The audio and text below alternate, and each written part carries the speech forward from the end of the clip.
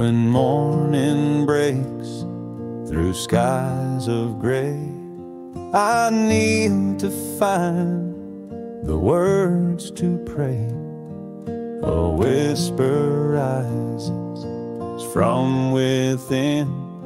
I'm with you still, through thick and thin. Do no harm to your fellow man.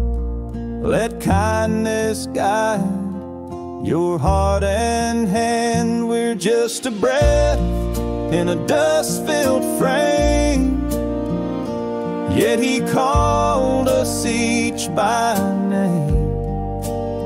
Not made to hate, not born to boast, but to love those near the most.